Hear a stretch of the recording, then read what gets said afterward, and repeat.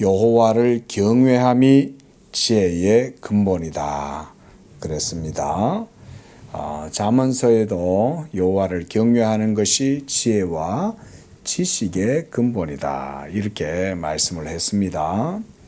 우리 믿는 사람들한테는 이 말씀이 너무나 당연하다고 생각이 들지만 믿지 않는 분들은 이 말씀이 마치 기독교에서만 통용되는 그런 표현으로 생각이 될 것입니다.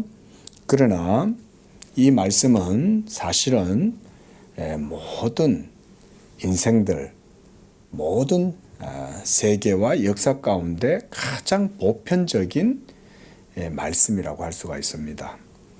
하나님을 경외한다. 거기에 인간의 참된 지혜가 있다. 그 말씀이잖아요. 그러나 하나님을 믿지 않는 사람들에게 있어서 지혜라는 것은 하나님을 경외함으로 말미암는 지혜가 아니죠. 그들에게 있어서 지혜란 하나님을 믿고 의지하고 그분을 두려워하고 그분을 섬기고 예배하는 것, 이런 것 속에 지혜가 있는 게 아니라 다 자기의 머리에 있죠.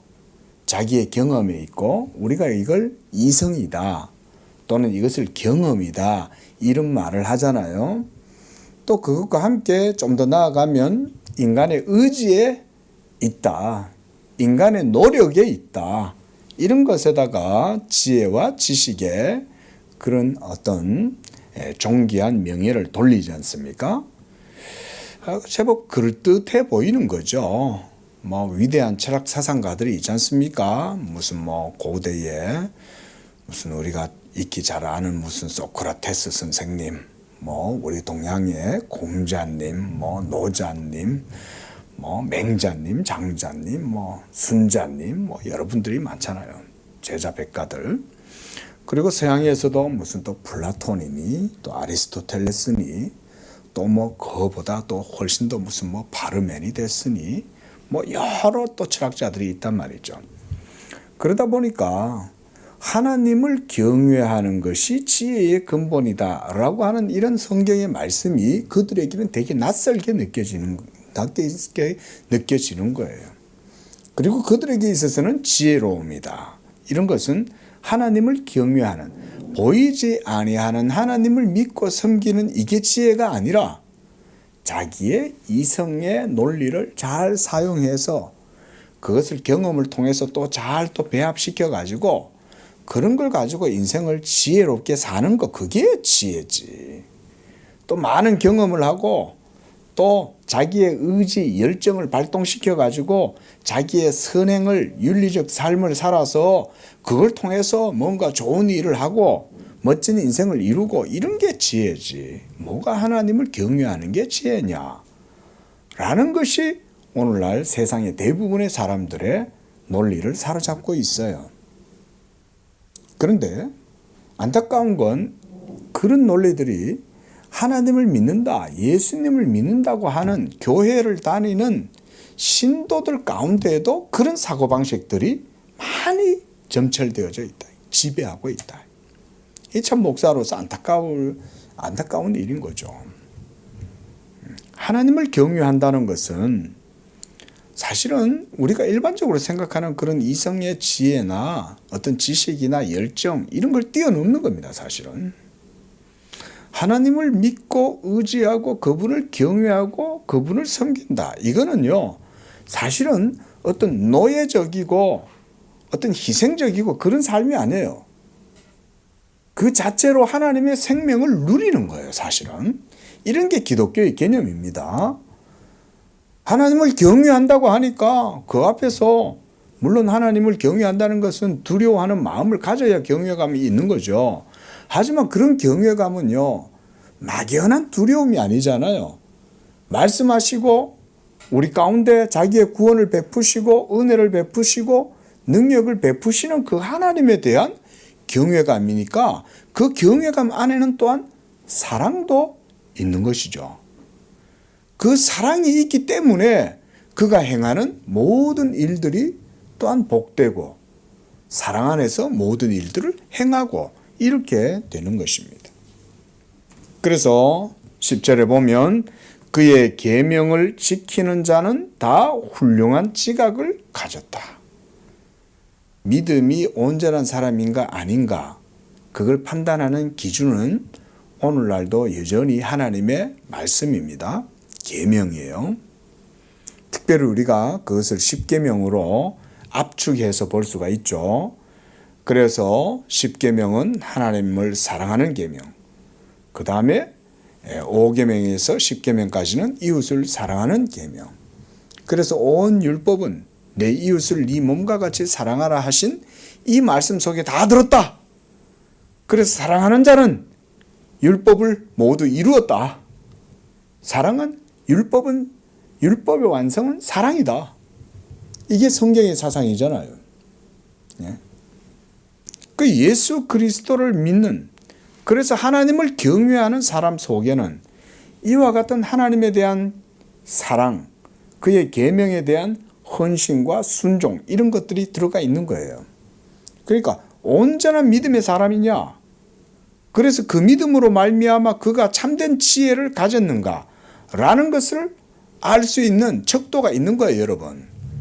그 판단하는 그 시금석이 없는 게 아니에요. 기준이 없지 않아요. 있어요. 그러니까 이 사람이 진짜 지혜로운 사람인지를 아는 걸 알려면 뭘 알면 되냐면 이 사람이 하나님의 계명에 순종하느냐를 보면 이 사람이 지혜로운지 미련한 사람인지를 아는 거예요. 철학을 막 꿰고 있다고 그 사람이 지혜로운 사람이 아닌 거예요. 무슨 뭐 공자의 책을 읽고 노자의 책을 읽고 장자의 책을 읽었다고 그 사람이 지혜로운 사람이 아니에요. 저도 해봤어요. 해봐도 거기에선 지혜가 없어요. 뭔가 막 아는 거는 같아. 와, 대단하다. 어떻게 이런 말을 하고 이런 지식을 가졌냐? 어떻게 이런 깨달음이 있었냐? 라고 어떨 때는 참 이렇게 대단하다 라고 할 수 있을지 모르지만 진정한 생명이 되는 지혜는 주어지지 않는 거죠. 하나님의 진정한 생명을 누리고 그 사랑을 경험하는 것은 하나님이 말씀하신 계명을 따라서 믿음으로 순종하고 사는 것. 그 속에 하나님에 대한 참된 지혜가 거기에 있는 거예요. 우리가 자녀들 교육도요, 거기에 있습니다. 기독교 교육의 근본도 바로 이런 말씀 속에 있어요. 여호와를 경외하는 것이 지혜의 근본이다. 그래서 자녀들을 하나님을 경외하는 사람으로 키우려고 애를 쓰는 게 다른 거 아무리 공부 많이 시키는 것보다 훨씬 나아요. 제가 또 설교 시간이지만은 일화를 좀 말씀을 드리려고 그래요. 저희 고향 교회에 지금 돌아가셨어요. 돌아가셨는데 조시자 권사님이라고 계셔요. 저희 고향 교회에. 제가 군대를 막 제대하고 나왔더니 이분이 참 얼마나 교회에서 헌신적으로 봉사를 하고 참 교회에서 일을 하시는지 그 교회 유치원의 원감이에요. 이분이. 오늘날로 말하면 유치원 원장의 이제 원장님은 교회에서는 이제 목사님이 원장님이고 이분이 이제 총책임을 맡아서 원감 역할을 하시는데 얼마나 아이들한테 신앙을 가르치는지 하나님의 말씀에 대한 신앙을 아이들한테 엄청나게 강조한 거예요. 그 이제 시골이니까 그 진보가 면 소재지거든요. 근데 그 교회에 이제 뭐 예수 믿는 성도들의 자녀들도 있지만 예수 믿지 않는 분들의 자제들도 와가지고 이제 다니는 거예요. 근데 언제 이제 이 사건이 터졌냐면 그 유치원을 졸업한 애들이 이제 초등학교를 들어가잖아요. 그래 이제 그 초등학교에서 애들이 두각을 드러내기 시작하는 거예요. 근데 이 진보 교회 유치원을 졸업한 아이들은 다 물론 시골이긴 하지만 거기 보면 교도관들 자녀들이 많아요. 그러니까 타지에서 온 사람들, 도시에 생활하던 사람들도 그 와 있는 거예요. 그러니까 애들이 벌써 다른 거예요, 이게. 그게 제가 봐도 다른 거예요, 벌써. 제가 봐도 애들이 벌써 달라. 눈빛이 다르고 거기에 유치원이 아마 2군데인가 더 있었던 것 같은데 비교가 안 되는 거예요. 애들이 기본적으로 반장, 종교 어린이 회장. 뭐 제가 공부를 잘한다 이런 게 아니에요. 아이들이 월등한 거예요. 애들이. 그래 예수 안 믿는 분들도 이 진보교회 유치원을 무시를 못하는 거예요. 왜냐하면 그 교회 출신 애들이 다 애들이 똑똑한 아이들 자라는 거예요. 그 비결이 어디 있냐? 저는 그걸 아는 거예요. 이 조시작 권사님이 아이들을 신본주의로 가르치는 거예요. 얼마나 철저하게 가르치냐. 하나님의 말씀을 낭독시키고 암송시키고 그러면서 철저히 하나님을 경외하는 아이들로 혼신의 힘을 다해가지고 아이들을 키우는 거예요. 그러니까 이 아이들이 유치원에서 아주 그 어릴 때 얼마나 마음이 맑아요. 그죠? 그 어릴 때 하나님의 말씀의 훈련을 그렇게 다 받고 나서 하니까 애들이 지혜가 생겨가지고 하나님이 축복을 해주시는 거죠. 그래가지고는 믿지 않는 부모들도 진보교회 유치원에 와가지고 행사를 하면 기도하겠습니다 하면 전부 다 엄숙히 기도를 하는 거예요. 이게 벌써 두각이 그만 확 차이가 나니까. 그 진보교회의 유치원에 아이들을 집어넣으려고 애를 쓰는 거지. 도시는 아니지만 그렇게 애들이 월등한 거예요. 아이들에게 지혜가 들어가는 거예요. 하나님을 경외하는 거. 보이지 아니하는 하나님을 경외하는 게 이성의 눈을 가지고 보는 사람들에게는 미련해 보이겠지만 그렇게 미련하게 보는 그 자신이 사실은 그런 미련한 눈을 가졌다는 걸 모르는 거예요.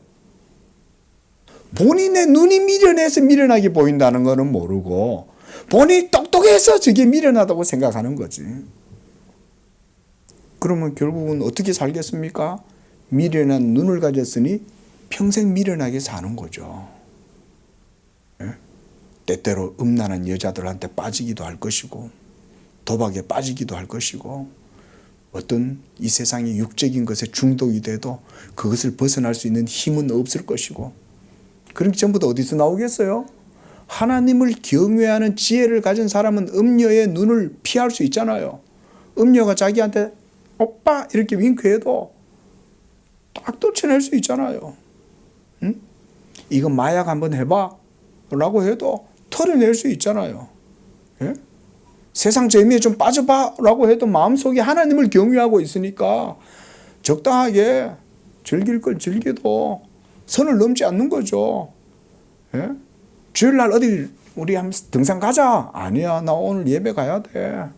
평일에야 막 등산 가도 잘하는 거죠. 또 직장 생활도 잘해요. 예수 믿는 사람들은. 예? 직장 상사한테도 잘하고 주어진 일도 책임감 있게 잘하고 그렇지만 주일날에는 하나님께 예배드리겠다. 응? 그런 사람이 진짜 지혜로운 사람 아니겠어요? 이런 게 하나님께 대한 믿음의 그래 따지면 복이고 은총이고 그런 거 아니겠습니까? 응? 그래서 본문에도 보면 계명을 지키는 자 하나님을 경외하니까 계명을 지키는 거죠. 계명을 지키니까 또 지혜로운 사람이 되는 거예요. 응? 계명을 지키니까. 일단 유태인들이라고 할지라도 그들이 예수님을 믿지 않고 주다이즘을 주장하고 시오니즘을 주장하고 여호와 일신사상 이런 데 빠져가지고 있긴 해도 그러나 그들에게는 율법이라는 것이 기본적인 어떤 형식으로나마 주어져 있잖아요. 율법의 정신을 구현하고 체현해서 그 율법 정신을 예수 믿음 안에서 온전하게 승화시켜서 하나님의 은혜를 누리지는 못하지만 그들이 그나마 물론 잘못된 신앙이죠. 뭐 율법주의가 대단하다 이런 말이 아니에요. 그나마 그래도 하나님의 어떤 계명이라고 하는 그런 명분이라도 갖고 있어도 어떻게 보면 이 세상 사는 데 있어서도 처세라든가 지혜를 가지잖아요. 물론 그건 육적인 지혜죠. 유태인들이 뭐 돈 많이 버는 게 그게 뭐 영적인 것 때문에 돈을 벌었겠어요? 예? 하나님을 사랑하기 때문에 그들이 돈을 많이 번 건 아니죠. 나 그렇게 안 봅니다. 그게 아니에요. 뭔 얘기냐면 그렇게 껍데기로 남아 그런 것들이라도 있어도 없는 것보다 낫다. 그 정도라는 거죠. 제가 하는 말은. 그러나 우리 예수 믿는 신앙은 그게 알지 않습니까? 하나님과 인격적 관계이고 하나님을 사랑하는 거잖아요. 그 하나님을 사랑하는 가운데에 하나님의 계명을 지켜서 행할 때 그가 누리는 하나님의 언약의 복이 얼마나 크겠냐 이거죠. 그래서 그런 계명을 지키는 자가 다 훌륭한 지각을 가졌다. 훌륭한 지각이라고 표현하잖아요. 훌륭한 지각. 예. 바로 이것이 하나님을 경외하고 여호와를 두려워하는 그런 사람들이 누리게 되는 믿음의 복이라는 것입니다. 자, 그래서 제가 지난주에 이제 23절까지의 내용을 봤어요. 오늘 24절에서는 갈빈이 그리스도와 연합체를 이루는 것의 확실성에 대해서 말을 합니다. 자, 우리의 믿음은 그리스도와의 연합의 관계에 있습니다. 그리스도와의 연합을 통해서 성도의 모든 믿음의 복, 은사 이런 것들을 누리게 됩니다. 연합이란 말은 관계를 얘기하잖아요. 그렇죠? 예? 예수님과의 관계잖아요. 나는 포도나무, 너희는 가지죠. 관계죠. 그렇죠? 예수님은 포도나무고 성도들은 가지고 가지예요. 그 가지가 포도나무에게서 떨어져 나가 있으면 포도나무에서부터 오는 모든 자양분을 누릴 수가 없죠. 그렇죠? 가지가 잘려 나가는 순간 그건 아무 가치도 없는 거예요. 그 자체로 죽게 되는 거죠. 그래서 예수님은 우리와 성도들과의 관계를 포도나무와 가지로 비유해서 바로 이 연합을 보여주셨던 거예요. 자, 우리의 믿음이 바로 이 연합 가운데에서 복을 누리고 하나님의 모든 은사들, 선물들을 누리게 된다는 거예요. 그게. 자, 그런 내용을 가지고 우리가 잠깐 한번 내용을 읽어보겠습니다. 자, 24절. 그리하여 우리는 오늘날 어떤 반교황주의자들이 은밀하게 조장하고 있는 저 가장 치명적인 철학을 받아들이지 않는다. 그들은 스콜라 학파 가운데 전수되어 온 저 우둔한 의심을 변호할 수 없기 때문에 불신과 뒤섞인 확신을 만들어내고자 또 다른 허구를 도피처로 삼는다. 말하자면 궤변 이렇게 이해를 하시면 될 것 같아요. 궤변. 모든 우리가 궤변이라고 얘기할 때는 궤변이 아닌 건 그럼 뭐예요? 궤변이 있고 궤변이 아닌 게 있다면 그 궤변이 아닌 것은 뭐겠어요? 그렇죠. 하나님의 진리의 말씀으로만 말하는 게 궤변이 아닌 거죠. 하나님의, 자, 우리가 간단하게 이렇게 제가 드려볼게요. 진리가 있다면, 진리가 있다고 한다면, 진리가 아닌 것은 궤변이라고 할 수 있겠죠. 그렇죠? 궤변이란 말은 진리에 합당하지 않는 말들이잖아요. 궤변. 근데 칼빈 당시에 반교황주의자들이다 그랬어요. 이들은 말하자면 뭐 제세례파일 수도 있고 그 외에 여러 다른 파들일 수도 있습니다. 꼭 로마 카톨릭만 궤변론자들은 아니에요.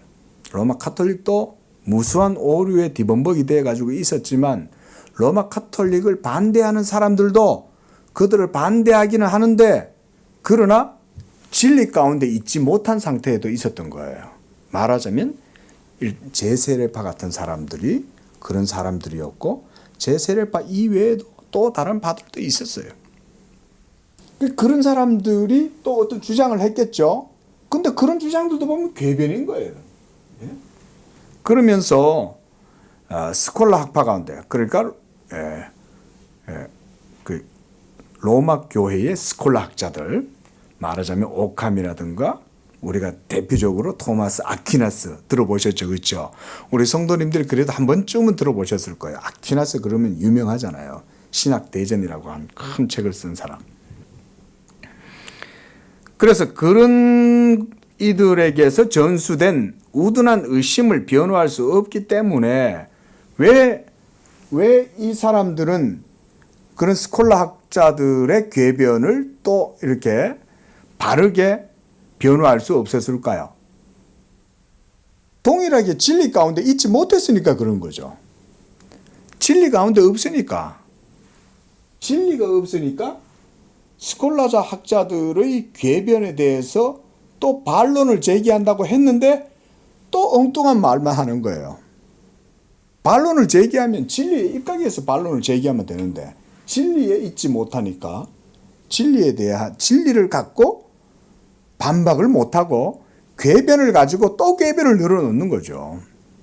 이런 일들이 중세에는 허다했습니다, 여러분. 무슨 논쟁을 한다고 막 논쟁을 하는데 그걸 우리나라 말로 뭐라고 하는지 생각이 안 납니다. 예? 막 서로 떠들긴 떠드는데 그 가운데 중지가 없는 거예요. 중지가. 진리가 없어. 그러니까 궤변은 또 궤변으로 맞서는 거예요. 궤변은 궤변으로 맞서. 그러니까 거기에 뭐 선한 게 나오겠어요? 진리가 없으니까 그런 거죠. 그래서 그들의 고백에 따르면, 그러니까 이건 이제 그들의 말이에요. 그리스도를 바라볼 때마다 우리는 그 안에서 완전히 선한 소망거리를 발견하기는 하지만 언제나 우리에게는 그리스도 안에서 우리에게 부여되는 저 모든 은총을 누릴 가치가 없으므로, 이게 그들의 주장이에요. 그것들은 우리가 우리 자신의 무가치함을 직관하면서 동요하고 주저하게 만들 뿐이다. 요컨대 그들은 소망과 불안 사이에 양심을 위치시키고 그것이 이 두 가지 중 하나가 다른 하나를 간헐적으로 번갈아 대체하도록 한다. 그들에 따르면 소망과 불안은 서로 관련되는 바 전자가 일어나면 후자가 억눌리고 후자가 다시 살아나면 전자는 이처럼 쇠하고 만다. 여기에서 보듯이 사탄은 자기가 믿음의 확실성을 파괴하기 위하여 통상적으로 사용하던 공공연한 장치들이 더 이상 효과가 없다는 사실을 발견하게 될 때 이 확실성을 아예 근절시키기 위해 이제는 은밀한 계략들을 사용하려고 든다. 자, 이게 이 궤변론자들의 주장인 거예요. 진리에 대한 믿음이 없으면, 자, 칼빈이 지금 말하려고 하는 여지는 이겁니다. 진리에 대한 믿음이 없으면 항상 궤변에 빠져든다는 거예요. 그러니까 궤변, 스콜라주의자들의 궤변을 반박하기 위해서 또 어떤 자들이 또 궤변을 늘어놓을 때 이 궤변은 믿음이 없으니까 여전히 그런 궤변만 늘어놓는다는 거예요. 그래서 궤변 1, 궤변 2, 또 믿음이 없으면 여기서 또 궤변 3이 또 나오겠죠? 그죠? 계속 쓸데없는 말만 내뱉는 거예요. 그 궤변 3이 또 나왔어. A인데 아니야, not A야. 아니야, not A가 아니라 A는 B야. 뭐 이러면서, 예? 또 B를 또 주장하니까 또 궤변 4가 또 나왔어. 아니야, not B야. 뭐 이러면서 계속 말장난하는 거예요. 이런 게 궤변이잖아요. 끝도 없이 말꼬리 잡아 늘어가지고 얘기는 하는데 진리는 없죠. 자, 만약에 우리의 믿음이 이런 거라면 중요한 건 뭐겠어요? 믿음으로 말미암는 영적 유익이 있잖아요. 그렇죠? 예? 영적 유익. 이걸 누릴 수가 없는 거죠. 영적 유익이라는 게 뭐 어떤 거겠어요? 복음의 위로. 그렇죠? 또 자유. 또 평안. 안식이라고 할 수도 있고. 그렇죠? 또 무엇보다 복음의 약속. 약속이니까 약속에는 또 복이 있을 거 아닙니까? 이런 것들을 못 누리는 거죠. 그렇죠? 예? 그러니까 지금 칼빈은 이런 논지를 가지고 있는 거예요. 진리에 대한 믿음을 가지는 것이 그래서 중요하다는 거죠. 진리는 분명히 있고 그래서 그 진리에 대한 확실한 믿음은 있다 이거죠. 그럼에도 불구하고 이 믿음이 때때로 연약함이 있는데 지금 여기 궤변론자들은 그 연약한 믿음을 빌미로 해가지고 지금 이런 식의 허구를 만들어낸다 이 말인 거예요. 그게 지금 여기서 얘기한 거예요. 그래서 중간에 다시 한번 보십시오. 첫째 문단에 중간쯤 보면 언제나 우리에게는 그리스도 안에서 우리에게 부여되는 저 모든 은총을 누릴 가치가 없으므로 그것들은 우리가 우리 자신의 무가치함을 직관하면서 동요하고 주저하게 만들 뿐이다. 이렇게 주장한다는 거예요. 자, 하나님께서 그리스도 안에서 여러분들에게 베풀어 주시는 은총에 대해서 모든 값진 부요한 하늘의 선물에 대해서 여러분들이 누릴 자격이 없습니까? 어떻게 있습니까? 뭐 때문에 있다고 말할 수 있어요? 그렇죠. 믿음이죠. 그렇죠. 답은 맞는데 그걸 정확하게 이해를 하셔야 돼요. 이 사람들은 그러니까 지금 정확하게 말은 한다고 하면서도 뭔 얘기를 하냐면 우리 자신의 무가치함을 직관하면서 동요하고 주저함으로 그리스도 안에 있는 하나님의 이 복음의 은총, 믿음으로 말미암는 은혜들을 누릴 자격이 없다라는 그런 생각을 하게 만든다는 거예요. 그게 바른 말이냐 이거예요. 이게 바로 사탄의 속삭임입니다. 이게. 야, 너는 정직하긴 한데 너 근데 내가 볼 때 너 문제가 많잖아. 어? 너 열심히 하긴 하는데 네가 보면 그거 가지고 하나님 앞에 되겠어? 너 그 모양 그 꼴로 해가지고 하나님 앞에 네가 나아갈 수 있겠냐? 라고 사탄이 이렇게 공격을 하는 거죠. 지금 칼빈은 그런 게 아니라는 거죠.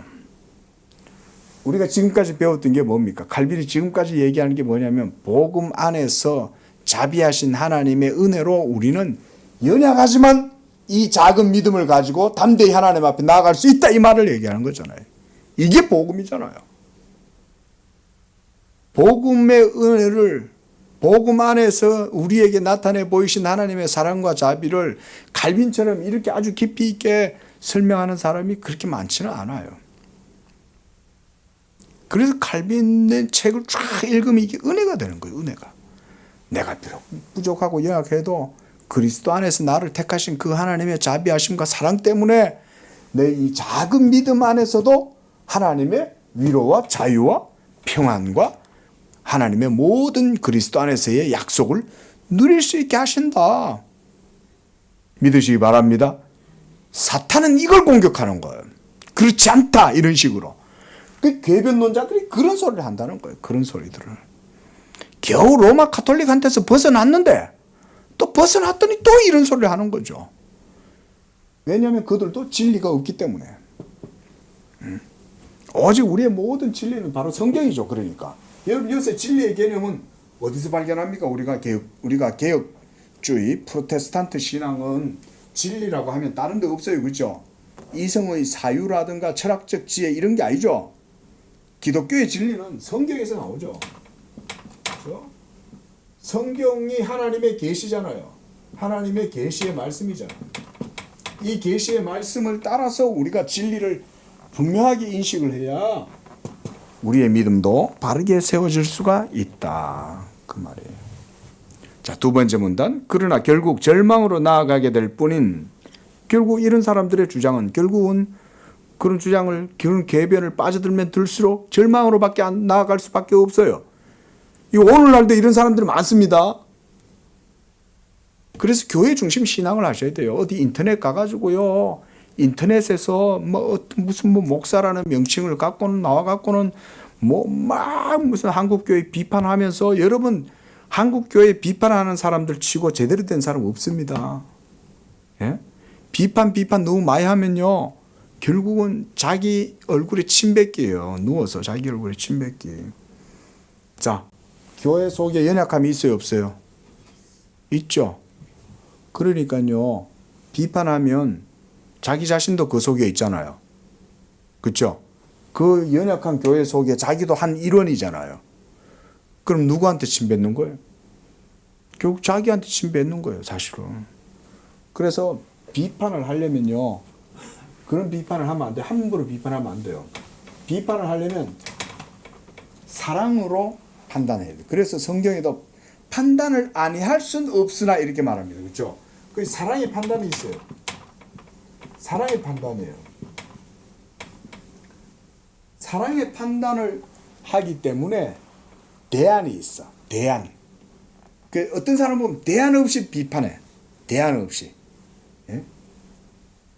뭐 세속적 가치관을 가지고 교회를 비판한다든지 대안은 없으면서도 그냥 비판만 들어놓고 그래서 뭐 어쩌라고 어떻게 하면 되는데 그러면 대안이 없어 그러면 그 얘기는 자기 안에 사랑이 없다는 얘기죠.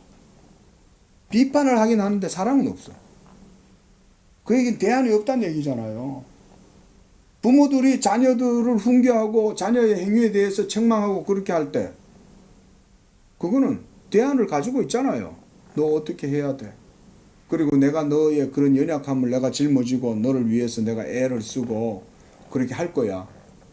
근데 그런 사랑은 없어. 그러니까 비판을 위한 비판을 하는 거지.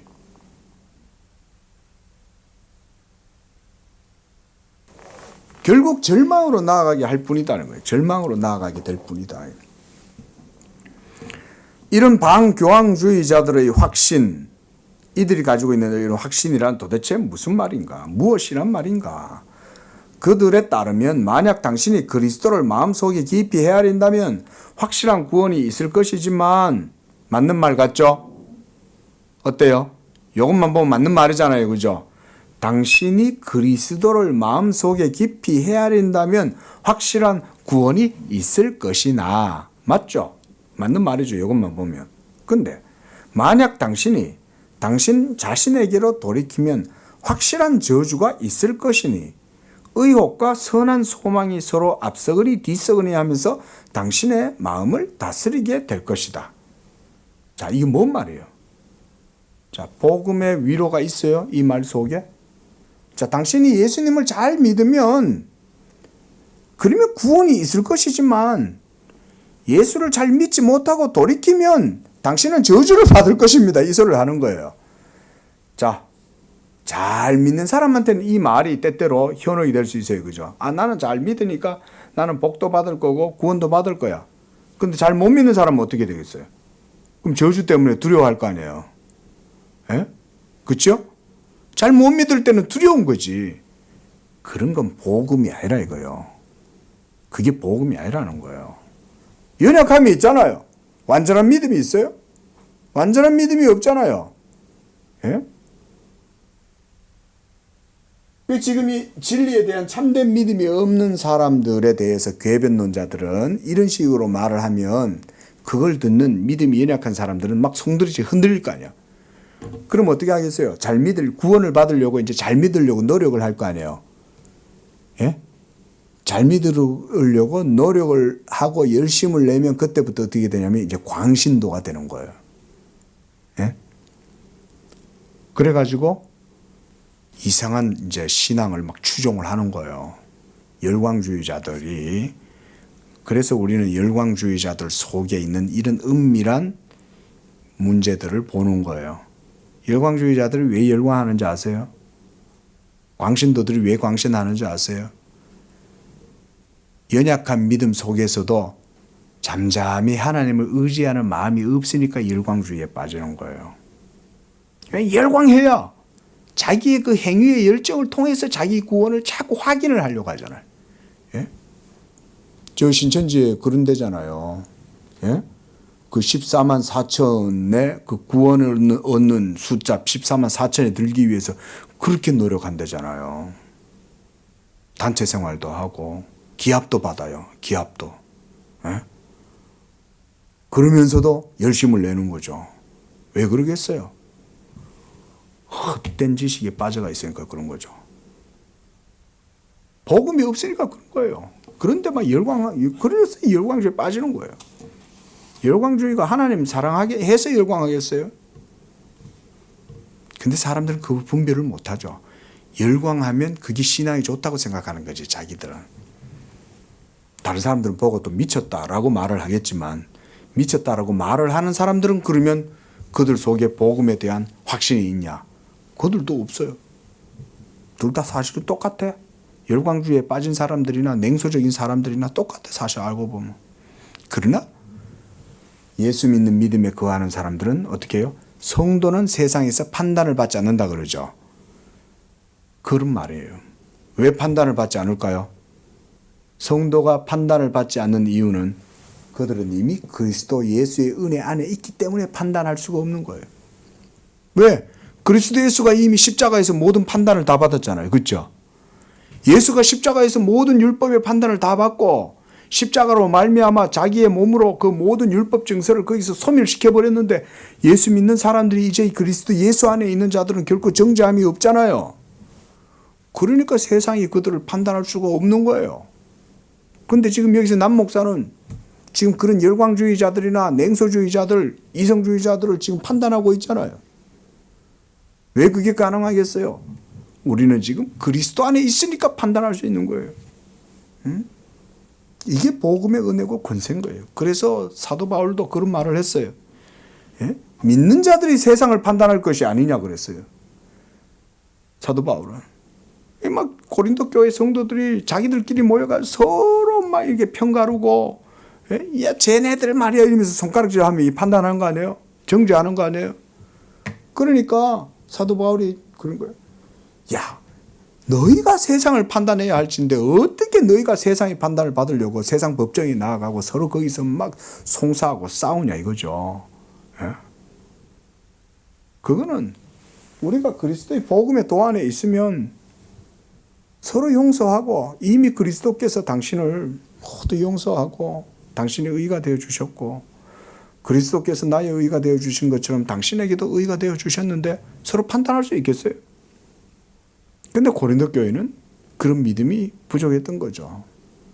어리숙해가지고 다들 서로 싸우고 치고받고 그러고 있다가 그게 해결이 안 되니까 어디로 끌고 가는 거예요? 법정으로 끌고 간 거 아니에요. 자, 이런 게 우리가 참된 믿음 안에 거해야 된다.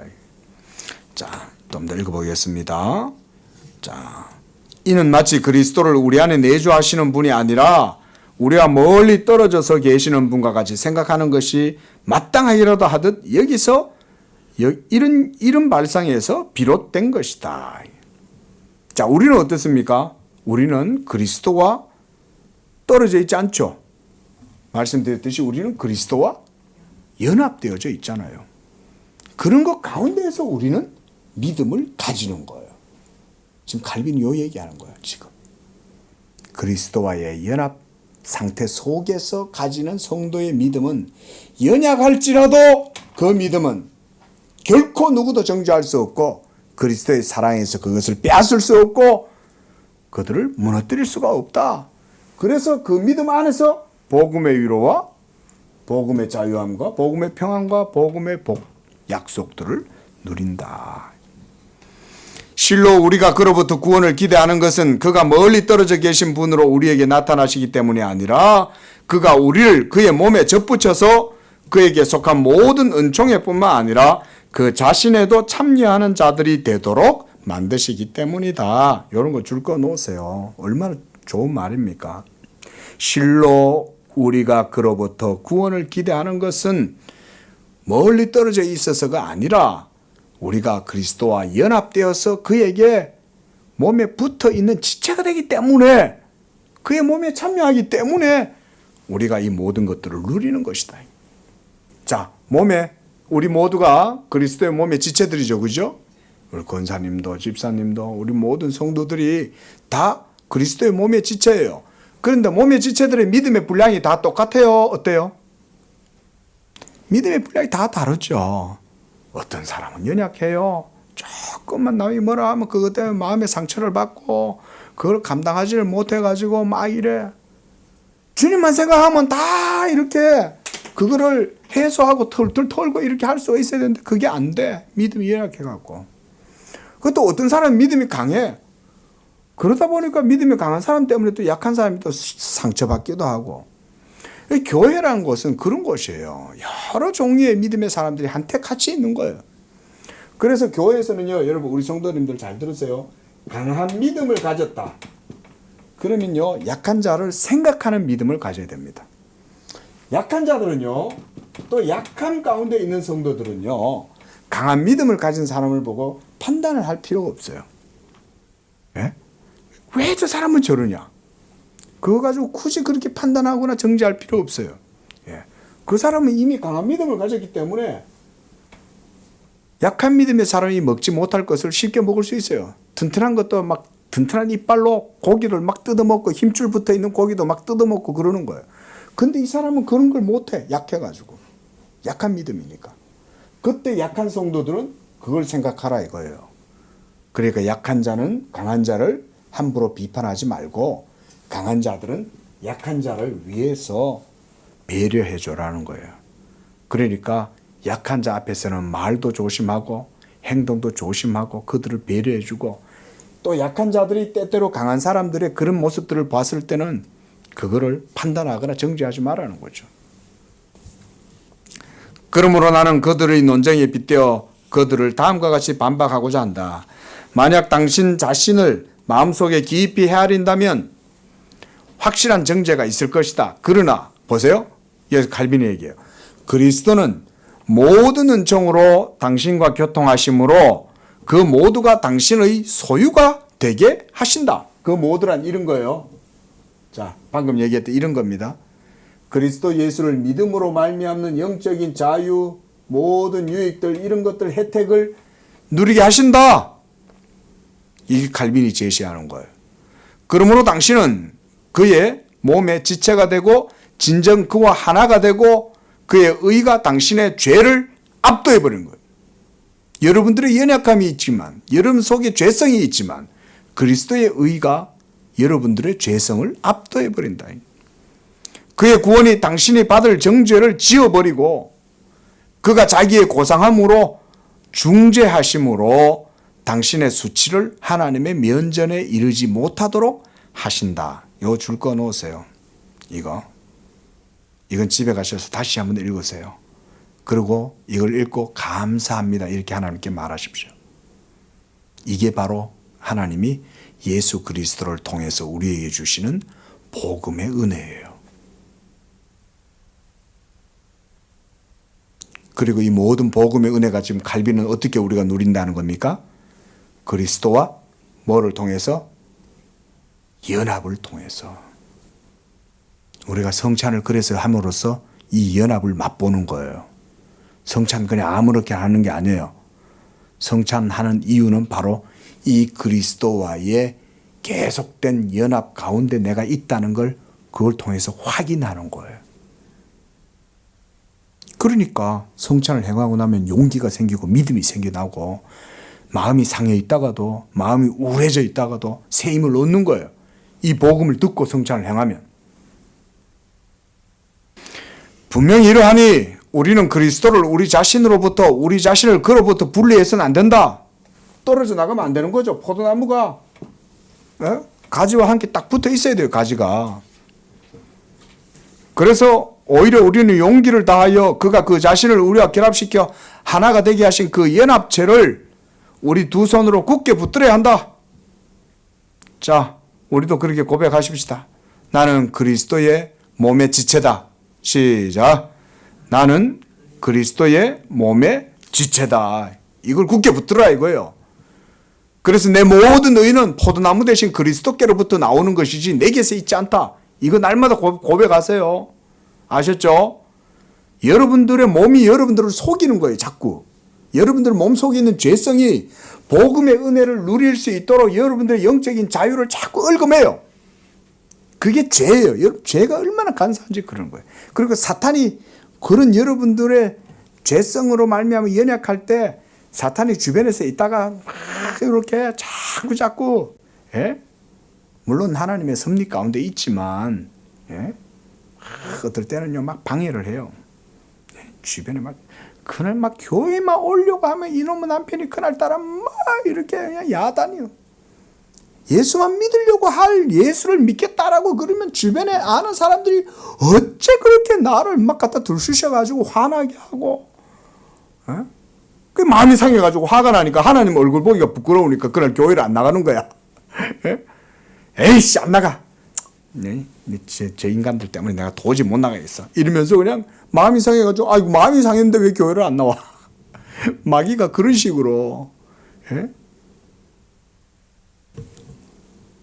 자, 그래서 사도가 우리에게 가르치듯이 이제 몸은 죄로 말미암아 죽은 것이나 너희 안에 계시는 그리스도의 영이 의로 말미암아 생명이 된다. 사도는 인간의 하찮음에 대해서 그리스도는 실로 그 자신 안에 생명을 가지고 계시지만 당신은 죄인이므로 죽음과 정죄에 속한 채로 남아있다라고 전해야 함에도 불구하고 이와는 판이하게 우리가 마땅히 감당해야 할 우리에게 속한 정죄가 뭐예요? 그리스도 안에 있는 구원에 의해서 삼켜진 바 되었다고 가르친다. 얼마나 여러분 감사합니까? 이거 날마다 묵상하시기 바랍니다. 내가 부족하고 연약하지만 그리스도 예수께서 나를 위하여 행하신 모든 의로 이제는 내가 그와 함께 있고 그래서 내가 감당해야 할 모든 정죄가 그리스도로 말미암아 다 삼켜져 버렸다. 이게 바로 예수 복음의 신앙 아니겠어요? 그리고 이를 확증하기 위해 내가 지금까지 부각시킨 그리스도는 어디 계세요? 우리 밖에 계십니까? 우리 안에 계신다 이거예요. 어떻게? 성령을 통하여. 성령의 내주를 통해서. 그래서 우리 안에 내주하신다는 논법과 동일한 논법을 사용한다. 그리스도는 나눌 수 없는 연합체의 고리로 우리와 밀착하실 뿐만 아니라 우리와의 놀라운 교제 가운데 날마다 점점 우리와 더욱 긴밀히 결합되어 가심으로 우리와 한 몸이 되고 끝내는 우리와 완전히 하나가 되신다. 자, 이렇게 지금 칼빈은 복음에 대해서 제시를 했어요. 그렇죠? 그래서 이 궤변론자들의 얼렁뚱땅한 소리, 말도 안 되는 소리들을 바른 복음에 입각해서 잘 설명을 했습니다. 자, 그러면서도 한 가지를 덧붙였어요. 그렇다고 해서 나는 앞서 말한 것을 부인하지는 않는다. 곧 믿음은 그 연약함으로 말미암아 여기저기에서 격렬하게 부딪힘으로 믿음을 방해하는 어떤 것들이 생겨나기도 하고 믿음의 빛이 유혹의 짙은 어두움에 빠져 질식되기도 한다. 이 믿음이 연약함이잖아요. 그죠? 믿음은 한마디로 롤러코스터 타는 것처럼 비슷해요. 어떨 때는 어떨 때 기분이 좋아. 성령 충만해. 어떨 때는 이렇게 육신 때문에 져가지고는 또 영적으로 또 상해가지고 또 이렇게 쳐져. 오르락내리락 그러는 거예요. 하지만 계속 그렇게 있지는 않습니다. 하나님의 진리가 있기 때문에 믿음이라는 것은 오르락내리락 하지만 이렇게 올라갑니다. 점차. 이게 바로 뭐예요? 성화죠. 점점 이렇게 올라가는 거예요. 이게 믿음이 나무 자라듯이 자라는 거예요. 그래서 무슨 일이 일어나든지 간에 믿음은 하나님을 찾는 간절한 열심을 중단하지 않는다. 그랬습니다. 자, 오늘 시간이 가서 여기까지만 보고 우리가 기도하는 시간을 가지려 하겠습니다. 자, 기도하겠습니다.